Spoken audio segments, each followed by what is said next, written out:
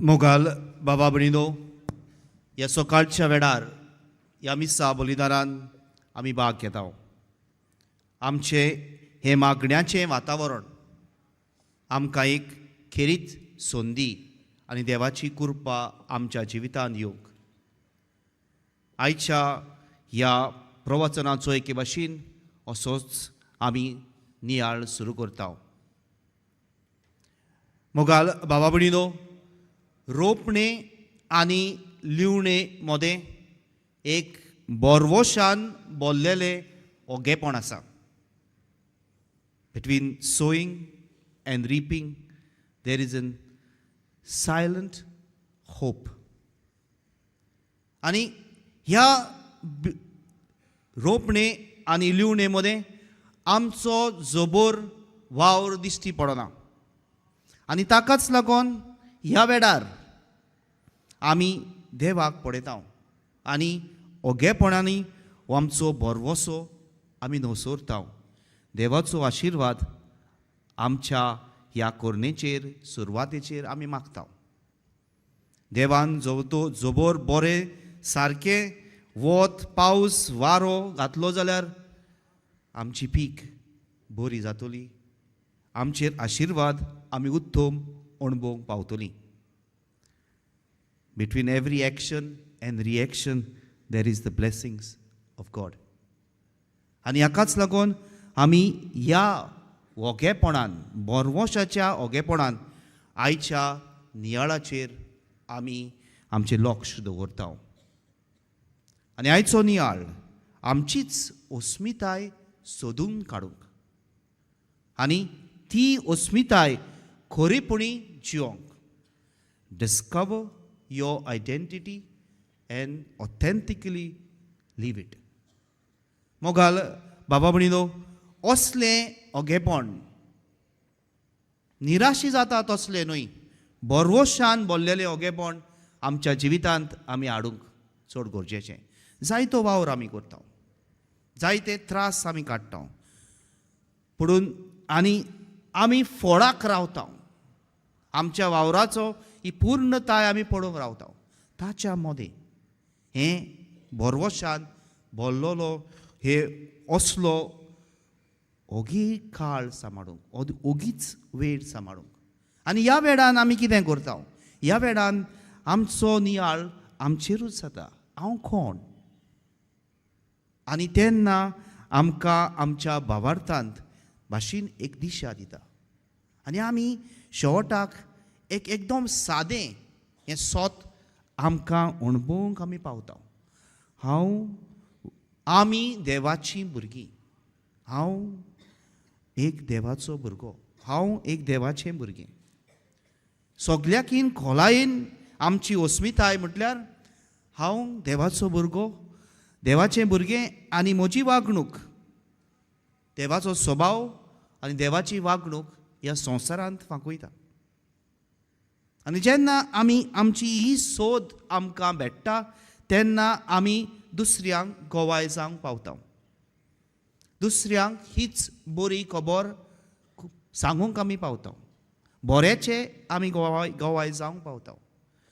मोगाल भाव भणिनो, ह्या जिवितांत आयच्या दिसा ह्या वाचपांनी आमकां कितें कळटा तेंच कळटा. आयच्या ह्या शुभ वर्तमानान जुआंव बावतिस्त ताका आपली खोलायेन ओळख आसली. तो ह्या संवसारान कित्याक आयलोलो, ताचें कार्य कितें. आनी हाका लागून न्हयच फकत तो काळजीदार जालो, पुणून आपलें जिवीत, आपलें मिसांव उत्तम बरें पाडूंक ताका एक मार्गदर्शन देवान जें ताका तो सोदून काडूंक सोंपें जालें.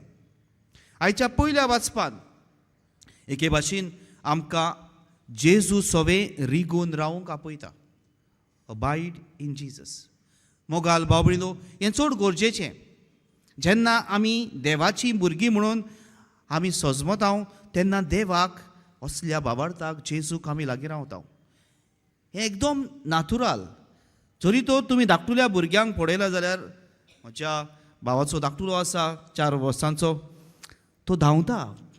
पुणून ओथीसर पावतकूच आनी जेन्ना ताची नदर ताच्या आवय बापाय कडेन वता, वडकोता तेंच्या कडल्यान, पयस गेली तेन्ना तो परत येता. आनी हाकाच लागून हें पयलें वाचप, जेजू सवें रिगून रावात. जेन्ना आमी एडवेंचरस जाता आनी पयस वेता, आमकां भिरांत दिसता, त्या वेळार आमी देवाक परत परतिता, परतोन पळयता आनी देवाशी परत येता.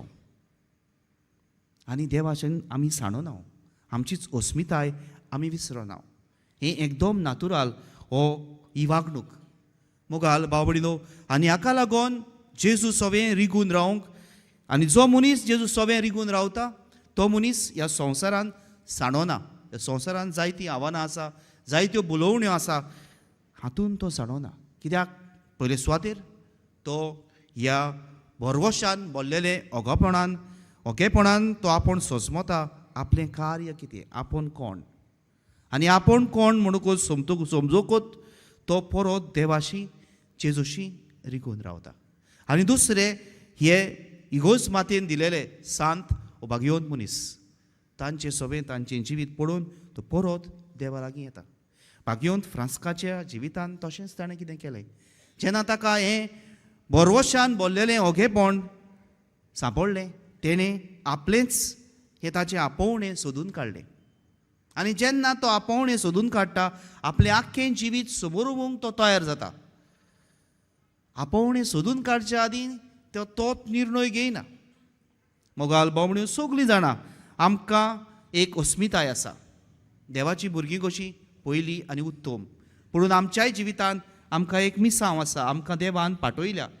आमकां यादनीक कशें तुमकां तुमच्या सोबता तसल्या आपोवण्या सारके, थोडीं काजारी, थोडीं आंकवारपणान, थोडीं दुसऱ्या कसल्याय कामान तांचे आपोवणें आसा.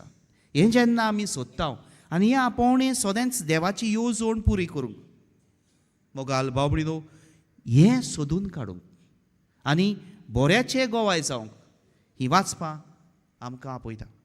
मोगाल बावडीनो ह्या मिसा बलिदानांत कितें आमी मागुया? ह्या मिसा बलिदानांत आमी असलो बरवसो मागुया, ओगेपणान भरलेलो बरवसो. देव आमच्या जिवितांत बरें हाडटलो, देव म्हज्या वावराक फळादीक करतलो, देव म्हज्या जिवितांत जायती धादोसकाय हाडटलो. हें पयलें मागुया. बरेपण ओगेपणान भरलेलो हो बरवसो ह्याका वेळ दिवंक, आमची सोद करूंक आनी बरें येता ताका आवडूंक. दुसरे सुवातेर जायतें बरेपण आमच्या जिवितांत आसा आनी आमचें लक्ष एके भाशेन जायत्या वायटाचेर, आव्हानांचेर, निराशेपणाचेर वता. जायते पावट आमचें लक्ष बऱ्याचेर वचना, पूण आमी जायतें बरें करता दिसभर, सकाळीं तान सांजेचा, पूण एक असो संदी येता आनी जिवितांत सगळेंच हार कशें लागता, ओयणी कशें लागता, अधुरें कशें लागता. तेन्ना कित्याक तुका बऱ्याची खबर आसा, तुजें मुडां बऱ्यांत आसा, देवांत आसा, बेसांवांत आसा, असल्या बरवशान आसा, तूं सदांच म्हणटलो बरें देवान म्हाका धाडलां, तो आनीक धाडटलो. असल्या बऱ्याचे गोवाय जावंक आयच्या ह्या निराशी संवसारांत आमी बरवशान भरलेले यात्रेकार जावंक, जो बरवसो सोदता तसले यात्रेकार. आनी होच ह्या जुबली वर्साचो विशय, पिलग्रिम्स ऑफ होप. तुमची ही अस्मिताय सोदून दुसऱ्यांक बऱ्याची गोवाय दिवंक आमी खरेपणीच असल्याच बरवशाचे गोवाय आनी यात्रेकार जाता. आनी हेंच करूंक सर्वेस्पर देव आमकां पाठयता.